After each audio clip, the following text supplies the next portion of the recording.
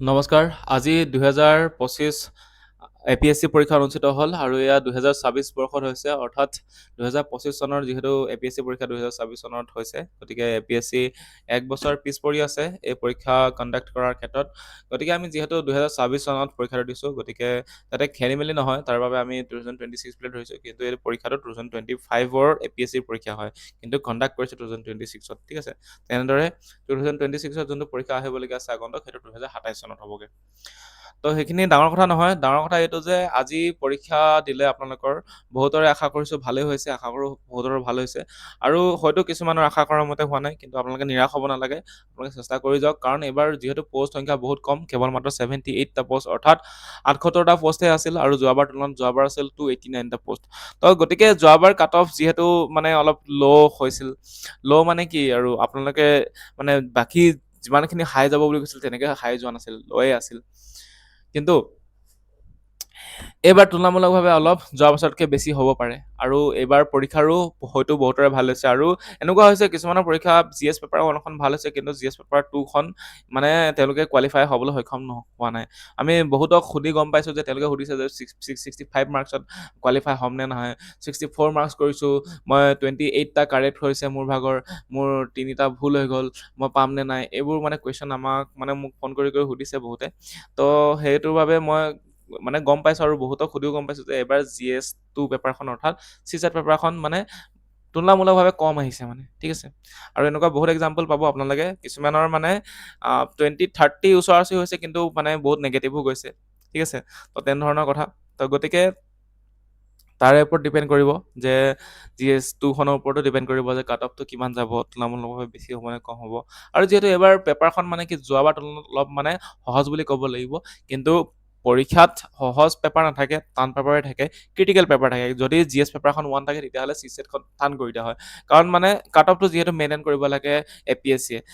আৰু যদি আপোনালোকে দেখিব যে GS পেপাৰ 1খন বহুত হাৰ্ড, তেতিয়া আপোনালোকক মানে কি কৰিব, CSATখন অলপ ইজি কৰি দিয়ে তুলনামূলকভাৱে। এইটো মানে পৰীক্ষাৰ ট্ৰেণ্ডে হয়, যি বছৰ GS পেপাৰ 1 হাৰ্ড থাকিব, সেই বছৰ গম পাব যে CSAT পেপাৰ ইজি থাকিব, আৰু যি বছৰ CSAT পেপাৰ অলপ হাৰ্ড আহিলে, যি বছৰ CSAT পেপাৰখন হাৰ্ড আহিব, সেইবাৰ GS পেপাৰো অলপ ইজি থাকিব। যিহেতু এবাৰ GS পেপাৰ ইজি আছিল, তো CSATখন অবভিয়াছলি হাৰ্ড হোৱা, সেইটো তুলনামূলক সকলোৱে মানে জনা কথা, মানে APSC ট্ৰেণ্ড অনুসৰি। তো সেইটো এটা কথা। তো আজি আমি চাই লওঁ এতিয়া কাট অফটো কেনেধৰণৰ হ'ব পাৰে। তাৰ আগতে আপোনালোকে যদি এতিয়ালৈকে যোনখন অফিচিয়েল আনচাৰ কি পোৱা নাই, তেন্তে অফিচিয়েল আনচাৰ কিৰ বাবে আপোনালোকে আমাৰ টেলিগ্ৰাম চেনেলটোৰ পৰা ল'ব পাৰিব, আৰু টেলিগ্ৰাম চেনেলটো যদি নলয়, তেন্তে আপোনালোকে APSC ডাইৰেক্ট ৱেবছাইটত যাব পাৰিব, অফিচিয়েল ৱেবছাইট। APSC অফিচিয়েল ৱেবছাইটত যাওক, তাত আপোনালোকে দেখিব যে APSC চাৰ্চ কৰিলে দেখি যাব। তাৰপিছত আপোনালোকে এই লেটেষ্ট আপডেটছত আহিব লাগিব তাত। ঠিক আছে, তাত দিয়া আছে যে দ্য প্ৰভিজনেল আনচাৰ কি of the combined competitive preliminary examination 2025। তো ইয়াত দিয়া আছে, তো ইয়াত দেখিব আপোনালোকে GS পেপাৰ 1। তো GS পেপাৰ 1খন চেক কৰিবলৈ যিহেতু আপোনালোকক আনচাৰ শ্বীট এখন দি পঠাইছে, ঠিক আছে, OMR শ্বীট এখন দি পঠাইছে, তাত আপোনালোকে যাওক, এই ডট কৰিছে, এইখিনি চাওকগৈ। ঠিক আছে, এই আনচাৰখিনি চাওক, আনচাৰখিনি মতে নিজৰ কিমান কৰিছে চাওক।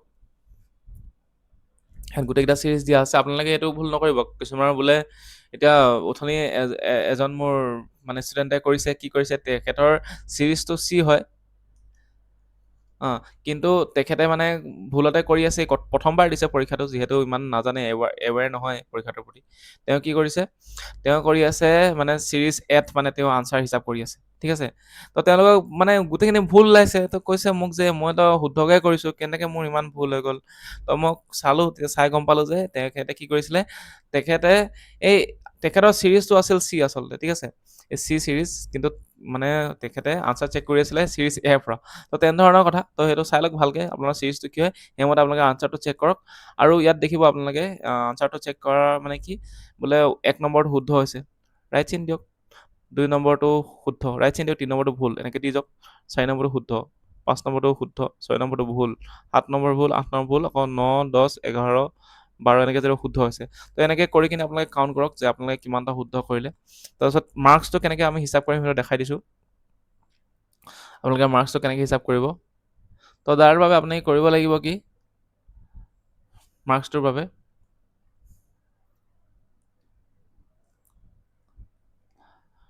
আপোনালোকে ধৰক 120টা মানে টোটেল 90টা এটেম্প কৰিছিলে, ঠিক আছে। 90টা এটেম্পৰ ভিতৰত এটেম্পটো বাদ দিয়ক, ঠিক আছে।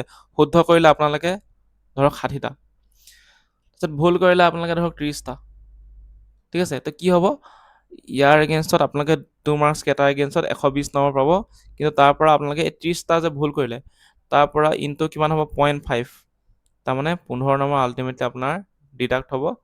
তো আপোনালোকৰ মাৰ্কছ হ'ব টোটেল কিমান 105, গতিকে এইটো হ'ব আপোনালোকৰ মাৰ্কছ, ঠিক আছে। তো সেইটো কথা। তো তেনেদৰে আপোনালোকে হিচাপ কৰক, হিচাপ কৰি কিনে কিমান পাইছে আমাক কমেণ্ট কৰি জনাওক, নহ'লে আমাৰ এটা পল দিয়া আছে ডেছক্ৰিপশ্যনত, তাত গৈ কিনে পলটোত আপোনালোকে দিয়ক যে কিমান মাৰ্কছ পাইছে আপোনালোকে, কিমান ৰেঞ্জত মাৰ্কছটো পাইছে, আৰু একজেক্ট যদি আপোনালোকে ক'ব বিচাৰিছে ইমান মাৰ্কছ পাইছোঁ, তেন্তে আমাক কমেণ্ট কৰি জনাব পাৰে। তাৰপিছত আপোনালোকে GS2 এতিয়া আহিলে মেইন পেপাৰখন CSET, মূৰৰ কাপোৰনি পেপাৰ, যিহেতু এবাৰ আজি গৰমো বহুত বেছি আছিল, আৰু গৰমত আপোনালোকৰ যিখন পেপাৰ মানে কেছটো কি আমাৰ হিউমেন মাইণ্ড এনেকুৱা এটা হয়, তো এইটো আমাৰ মানে বেছি টাইমলৈকে আমি থাকিব নোৱাৰোঁ, তাৰ কাৰণে আমাক গ্লুক'জ দৰকাৰ হয়, আমাৰ ORS খাব লাগে, আমি খুব পৰিমাণে পানী খাব লাগে, হাইড্ৰেট হৈ থাকিব লাগে, সেইটো যদি মেইনটেইন কৰিব লাগিব মানে পৰীক্ষাটো দিবলৈ, ঠিক আছে। যিহেতু আপোনালোকৰ কি 10টাৰ পৰা ৰাতিপুৱা চাওক, আপোনালোকে 10টাৰ পৰা পৰীক্ষাটো হয়, কিন্তু আপোনালোকে ৰাতিপুৱাই পৰা প্ৰিপেয়াৰ হৈ যাব লাগে, ঠিক আছে। কিছুমানৰ দূৰ থাকে চেণ্টাৰ, তেওঁলোকে কি হয় ৰাতিপুৱা 6টা বজাত উঠি যাব লাগে, কিছুমানৰ 5টা বজাত উঠি যাবলগীয়া হৈ যায়, আৰু কিছুমানৰ হয়তো 8টামান বজাত গ'লেতো 2 ঘণ্টা আপোনালোকে যাব লাগে। তো 8টা বজাৰ পৰা যাবলৈতো আপোনালোকে ঘৰত ভাত পানী খাই মেলি গা চা ধুই আপোনালোকে যেনেকৈও আপোনালোকে সোনকালে উঠি প্ৰিপেয়াৰ হৈ লাগিব, কমচে কম 3-4 ঘণ্টাৰ প্ৰিপেৰেশ্যন এটা, ঠিক আছে। 3-4 ঘণ্টাৰ প্ৰিপেৰেশ্যন, আৰু আগ ৰাতিতে পঢ়াৰ হেডেকটো আছেই।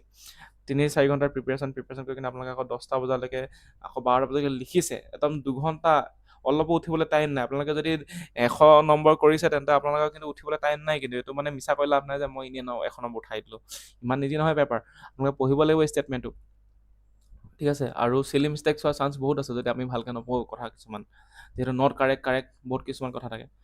তো গতিকে সেইটো কৰিছে আপুনি, কৰি কিনি আপোনালোকে পিছবেলা CSETটো দিয়া ইমান সহজ কথা নহয়। আৰু তাতে যদি আপোনালোকৰ কি হৈছে, আপোনালোকৰ মানে CSET এনেকুৱা ধৰণৰ লেভেলত আহিছে, তো যিহেতু যিসকলে পাৰিছে, যিসকলে কিন্তু সকলোৱেতো একে নহয়, সকলোৱেতো মানে CSETত ইমান মাহিৰ নহয়, তো তেওঁলোকে গম পাইছে যাৰ CSET বেয়া হৈছে, তো সেইটোৱে কথা। তো গতিকে CSET এটা ডাঙৰ ফেক্টৰ হ'ব, আৰু মানে ইমানখিনি যে ধৈৰ্য যদি পৰীক্ষাটো দিলে, এই ৰাতিপুৱা 6টা বজাৰ পৰা প্ৰিপেয়াৰ কৰি পিছবেলা 4টা বজালৈকে, তো এইটো সহজ কথা নহয়, বহুতখিনি এটা মানসিক শক্তিৰ প্ৰয়োজন, লগতে ফিজিকেলিতো ফিট হ'বই লাগিব, আৰু লগতে চাইক'লজিকেলি মানসিকভাৱে আপোনালোকে প্ৰস্তুত হ'ব লাগিব, যে মেণ্টেলি প্ৰস্তুত হ'ব লাগিব, মই যে পৰীক্ষাটো দিছোঁ, তো ধৈৰ্যটোও থাকিব লাগিব লগতে।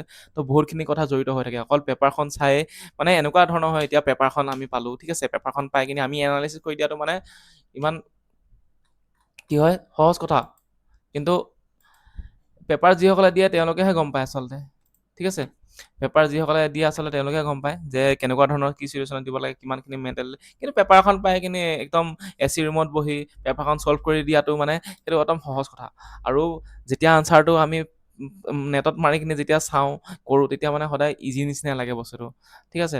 এইটোতো ইজিয়ে আছিল, কিন্তু যোনে যোনটো টাইমত কৰে সেইটো টাইমতহে গম পায় যে পৰীক্ষাটোত মানে প্ৰশ্নটো কেনেধৰণৰ আছিল, কেনেকুৱা ধৰণৰ প্ৰেছাৰ আছিল। তো এইটোৱে AC ৰুমত বহি কিনি পৰীক্ষা একদম এনালাইচিছ কৰা, কুৱেশ্যন এনালাইচিছ কৰা, ইটছ ভেৰি ইজি, ঠিক আছে। এইটো মানে আমি হ'লেও বেলেগে হ'লেও সেইটো বহুত ইজি। আৰু যিসকল পৰীক্ষাৰ্থীয়ে এই ৰাতিপুৱাৰ পৰা একদম ৰ'দত মূৰৰ কামোৰণি, আনকি আজিকালি ৰুমালো কোনো চেণ্টাৰত নিব দিয়া নাই, আৰু কিছুমানত একো পানী বটল নিব দিয়া নাই, আৰু তাত পানীৰ ব্যৱস্থাও ভালদৰে নাই, ঠিক আছে। তেনেকুৱা ধৰণৰ, আৰু গৰম, কিছুমানত হয়তো পৰ্যাপ্ত পৰিমাণে এনেকুৱা ফেনৰ ব্যৱস্থাও নাই, আৰু কিছুমান হয়তো একদম য'ত পৰিছে তাত ফেনো নাই তলৰ ওপৰত, তো গোটেইখিনি কথা ফেক্টৰ থাকে, ঠিক আছে। বোলে পেপাৰখন পোৱাৰ পিছত বোলে এইটো প্ৰশ্নৰ অপশ্যন A হৈছিলে, এইটো B হৈছিলে, এইটো C হৈছিলে, 1, 2, 3 কাৰেক্ট, এইটো 3টোতো নহয় কাৰেক্ট, 4টো কাৰেক্ট, এইবোৰ কোৱা একদম ইজি কথা, সহজ কথা, কিন্তু যোনে একচুৱেলি কৰে তেওঁলোকেহে গম পায়। তো কাকো মই ডাউন দি কোৱা নাই কথাটো, কিন্তু যোনটো ৰিয়েলিটি ফেক্ট সেই কথাটো কৈছোঁ। আৰু যদি আপোনালোকে এগ্ৰী হৈছে তেন্তে কমেণ্ট কৰি জনাব পাৰে, আৰু এগ্ৰী হোৱা নাই যদিও জনাব পাৰে যে মই কোৱা কথাখিনি যদি মিছা হয় কিবা, তো সেইটোৱে কথা। তো it is not very easy, this exam is really not very easy, আৰু যিসকলে দিছে তেওঁলোকে গম পায়, আৰু সেইটোৱে কথা। তো গতিকে আমি এতিয়া কাট অফ নিৰ্ণয় কৰিবলৈ যাম আৰু কাট অফটো চোৱাৰ আগতে আপোনালোকে পলটো জনাব যে কিমান ৰেঞ্জৰ পৰা কিমানলৈকে পাইছে ঠিক আছে। তো এতিয়া আমি আহি যাওঁ ফাইনেল কাট অফ আমাৰ ঠিক আছে। এতিয়া কাট অফ আমি যোৱা বছৰ কাট অফ কিমান আছিলে 289 পষ্ট আছিলে হয় নাই। এই 289 পষ্টৰ এগেইনষ্টত কিমান আছিলে কাট অফ ইমানখিনি এইকেইটা আছিলে। ইয়াৰ পিছত যিহেতু পেপাৰ ইজি আহিছে আপোনালোকে কি হৈছে এবাৰ পেপাৰত কি হৈছে আপোনালোকে 45টা প্ৰায় 50টা ডাইৰেক্ট মানে এলিমিনেশ্যন কৰি কিনে আপুনি 40টামান কুৱেশ্যন কৰি দিব পাৰিছে ঠিক আছে। এলিমিনেশ্যন কৰি কিনে মানে এক লাইনতে এনেকৈ ওলাই যায় মানে দেখিছোঁ আমি বহুত মানে যদি কিবা এটা বস্তু কথা জানো তো সেইটো মানে যোনখিনি এটা এলিমিনেশ্যনতে ওলাই গৈছে মানে এটা অপশ্যন জানিলে গোটেই আনচাৰ ওলাই গৈছে তেনেকুৱা ধৰণে হৈছে। গতিকে পেপাৰখন তুলনামূলকভাৱে আগতকৈ ইজি আহিছে সেইটো ন' ডাউট বাট চিছাৰখনে অলপ মানে দিগদাৰ দিছে আৰু বিশেষকৈ আছামিজ মিডিয়াম যিসকলে পঢ়িছে তেওঁলোকৰ বাবে কি হৈছে অলপ দিগদাৰ হৈছে নিশ্চয়কৈ দিগদাৰ হৈছে চিছেটৰ বাবে ঠিক আছে। বাকীতো অসমীয়া মিডিয়ামতো আহিছে এবাৰ সেইটো ভাল কৰিছে কিন্তু চিছেটৰ বাবে দিগদাৰ হৈছে অলপমান যিহেতু ইংলিছৰখিনি ইংলিছতে আছিলে কম্প্ৰিহেনশ্যনখিনি তো অসমীয়া মিডিয়াম ছাত্ৰীসকলে যিসকলে মানে অলপমান ইংৰাজী ভাষাটো মানে ইংৰাজী বিষয়টো অলপ মানে সহজ নাপায় তেওঁলোকৰ বাবে ইংলিছ কম্প্ৰিহেনশ্যনখিনি অলপ টান হ'ব আৰু মেথছখিনিতো টান আহিছেই তো তেওঁলোকৰ বাবে চিছেটটো মানে কি অলপ টান হৈছে বুলি মানে মই জানিব পাৰিছোঁ মানে আমি জানিব পাৰিছোঁ ঠিক আছে। তো গতিকে সকলো ফেক্টৰ চাই মেলি আমি যোনটো কাট অফ আনিছোঁ সেইটো আপোনালোকে চাই লওক ঠিক আছে। তো এইবাৰ পষ্টটো বহুত কম পষ্টটো মানে কি ধৰক 78টা পষ্টহে তো 78টা পষ্টত মানে আপোনালোকৰ জেনেৰেল কেটেগৰী 100 to 105 ৰেঞ্জৰ ভিতৰত থাকিব লাগে ঠিক আছে। যোৱা বছৰত কৰিছোঁ যোৱা বছৰ আমি যিমতে কাট অফ দিছিলোঁ তাতকৈ অলপ 2 নম্বৰমান বেছি আহিছিলে কিন্তু কাট অফটো বেছিকৈ দি দিলে কি হয় আচলতে পৰীক্ষাৰ্থীজনৰ কাৰণে অসুবিধা হয়। যোৱাবাৰ কি হৈছে কিছুমান কচিং ইনষ্টিটিউটত কি কৰিছে 100 কাট অফ আহিব বুলি কৈ দিছে 100+ আহিব বুলি কৈ দিছে কিছুমানত 90+ আহিব বুলি কৈ দিছে ঠিক আছে। OBCৰ বাবে 80+ বুলি কৈ দিছে। তো এনেকুৱা কিছুমান ষ্টুডেণ্ট আছিলে যিসকলে মানে OBCত তেওঁলোকে কাট অফ 78 80 তেনেকুৱা আছিলে তেওঁলোকে মানে প্ৰিপেয়াৰ নকৰিলে ঠিক আছে। তাৰপিছত কিছুমান যোৱা বছৰ কিমান 87 কাট অফ আহিছিল তো যোৱা বছৰ মানে কিছুমানে কি কৰিলে এই 90 পোৱাসকলে মানে প্ৰিপেয়াৰ নকৰিলে ভালদৰে তো কি হ'ল লাষ্টত মানে যেতিয়া ৰিজাল্ট দিলে পাছ কৰিলে আল্টিমেটলি তেওঁলোকে মেইনছৰ কাৰণে সময় নহ'লগৈ তো তেনেকুৱা ধৰণৰ যাতে অৱস্থা নহয়গৈ তো সেইটো কথাও লক্ষ্য কৰিব লাগে বাকী কোচিং ইনষ্টিটিউটসকলেও যে এনেই কৈছোঁ বুলিয়ে মানে নিজে পাৰিছোঁ বুলিয়ে বেছি কাট অফ এগালমান এনেই অনাৱশ্যক কাট অফ কিছুমান বঢ়াই কৈ দিব নালাগে যে যিমানটো ৰেঞ্জত হয় সিমানটোৱে ক'ব লাগে ঠিক আছে। তো আমি এটা ৰেঞ্জ আনি দিছোঁ যে 100 to 105ৰ ভিতৰত এক্সপেক্টেড কাট অফ থাকিব জেনেৰেলত তাৰপিছত মেক্সিমাম হায়েষ্ট গ'লে 110ৰ ওচৰা ওচৰি যাব ঠিক আছে 110+ যাব তাতকৈ মানে বেছি নাযায় 120 নাযায় মানে 110ৰ ওচৰা ওচৰি থাকিব মানে ঠিক আছে। তাৰপিছত ফিমেলৰ ক্ষেত্ৰতো ওচৰা ওচৰিতে থাকিব যিহেতু ফিমেলৰ 33% ৰিজাৰ্ভেশ্যন আছে অলপমান হ'লেও কমিব যিহেতু 33% কি থাকে ৰিজাৰ্ভেশ্যন থাকে ফিমেলৰ হয় নাই। তো অলপমান হ'লেও জেনেৰেল ফিমেলৰ কাট অফটো অলপ কমিব ঠিক আছে। তো সেইটো কিমান কমিব সেইটো মানে সময়ত দেখা যাব কিন্তু আমি হিচাপ কৰিছোঁ 95 to 100 তাৰপিছত মেক্সিমাম 105 যদি পাইছে মানে যাব পাৰে ইমানটো যোৱাৰ চান্স নাই বেছিভাগ ইমানখিনি আপোনালোকে যদি এই ৰেঞ্জত পাইছে তেন্তে আপোনালোকে প্ৰিপেয়াৰ কৰি থাকক মেইনছৰ কাৰণে ঠিক আছে। যদিও কেনেবাকৈ ওপৰত গুচি যায় ইমানটো ৰেঞ্জত গুচি যায় তেন্তে আপোনালোকৰ কোনো ধৰণৰ লোকচান নহয় কাৰণ আৰু বেছিদিন নাই পৰীক্ষাটো যিহেতু আপোনালোকৰ অক্টোবৰ মানত কি হ'ব অক্টোবৰ নৱেম্বৰত আপোনাৰ মেইনছ হ'ব তাৰপিছত মেইনছ দি কিনে আপোনালোকৰ জানুৱাৰীত হয়তো ভাইবা হ'ব কিনি ফেব্ৰুৱাৰীত ৰিজাল্ট দিবই ঘোষণা কৰিবই আকৌ ফেব্ৰুৱাৰীত চাগে আকৌ ফৰ্ম ফিল আপ হৈ কিনে আপোনালোকৰ মাৰ্চ এপ্ৰিল মে এইকেইটাৰ ভিতৰতে মানে পৰীক্ষাটো হ'ব ঠিক আছে। জুনতো হ'ব পাৰে ঠিক আছে তেনেকুৱা ধৰণৰ। তো গতিকে বেছিদিন নাই আৰু পৰীক্ষালৈ চাব গ'লে এবছৰতো প্ৰিপেৰেশ্যন তেনেধৰণে নহয়েই তো এতিয়াৰ পৰা কৰি থাকক মেইনছৰ কাৰণে প্ৰিপেৰেশ্যন কৰিলে আপোনালোকে ভাল। এবাৰ দেখিছে আপোনালোকৰ ডাইৰেক্ট ষ্টেটমেণ্ট বেচিছ মানে কি আপোনালোকৰ যদি আইডিয়া কিছুমান আছে মেপৰ আইডিয়া কিছুমান আছে তেন্তে আপোনালোকে নিজে কৰিব পাৰিছে তো সেইখিনিয়ে কথা। তো ইমানটো ৰেঞ্জত চাওক OBC মেলৰ কাৰণে 90 যদি পাইছে 90 ওচৰা ওচৰি যদি পাইছে ঠিক আছে 95 মেক্সটো যাব পাৰে তাতকৈ নাযায় 90 to 95 থাকিব তাতকৈ বেছি নহয়। তাৰপিছত SC ক্ষেত্ৰত 85 to 87 ইমানখিনি যদি ৰেঞ্জত পাইছে প্ৰিপেয়াৰ কৰি দিয়ক ষ্টাৰ্ট ঠিক আছে। ৰখি নাথাকিব আৰু বেলেগ মানে ইমান কোচিং ইনষ্টিটিউটত মানে বেলেগে একদম পূৰা ইমানখিনি যাব ক'লে মানে চিন্তা নকৰিব কিন্তু অকল মানে এই SPM যোনটো IS একাডেমি তেওঁলোকৰ মানে কাট অফটো অলপ মানে ভাল থাকে মানে ঠিক আছে। বাকী কিছুমানেতো এনেই বঢ়াই কৰি দিয়ে তেওঁলোকে মানে ভাবিয়ে নাচায় ষ্টুডেণ্টৰ কথা তো সেইটো কথা। তাৰপিছত প্লেইনছৰ ক্ষেত্ৰত কিমান যাব পাৰে 80 to 85, এছ টি হিলছৰ ক্ষেত্ৰত 75 plus, max to max S T প্লেইনছত 90 প্লাছ যাব, 90 প্লাছ মান কি 90 ওচৰা ওচৰি থাকিব আৰু তাতকৈ বেছি নাযায়, আৰু এছ টি হিলছৰ ক্ষেত্ৰত 75 প্লাছ ওচৰত থাকিব। এই ৰেঞ্জটো চাই লওক আপোনালোকে, এই ৰেঞ্জত যদি আপোনালোকে কেনেবাকৈ আছে তেন্তে এতিয়াৰ পৰাই মেইনছৰ প্ৰিপেয়াৰ কৰি দিয়ক, দেৰি নকৰিব, কাৰণ পষ্ট এবাৰ বহুত কম, আৰু এবাৰ কি হৈছে আপোনালোকৰ মানে পষ্ট যিহেতু কম, পষ্ট কম হ'লে কিন্তু কম্পিটিশ্যনটো কম হ'ব, যিহেতু যোৱাবাৰ কিমান বহিছিল, প্ৰায় 3000 বহিছিল, 2800 মান বহিছিল যোৱাবাৰ, 2800ৰ পৰা 3000 বহিছিল, মানে একজেক্ট নাম্বাৰটো মানে কাউণ্ট কৰা নাই আমি, এইবাৰ প্ৰায় 1000 ওচৰা ওচৰিত বহিব, আৰু 1000ৰ ভিতৰত আপোনালোকে যদি ভালদৰে প্ৰিপেয়াৰ কৰে আপোনালোকৰ ইণ্টাৰভিউত প্ৰায় 300 ওচৰা ওচৰি বহিব।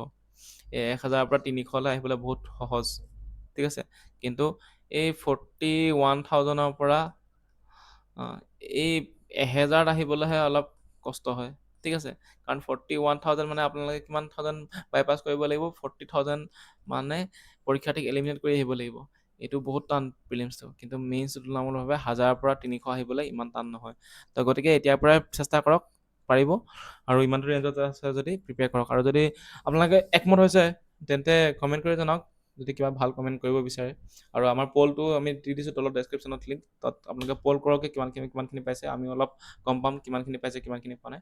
তো আজিলৈ আহিছোঁ ইমানতে, ধন্যবাদ।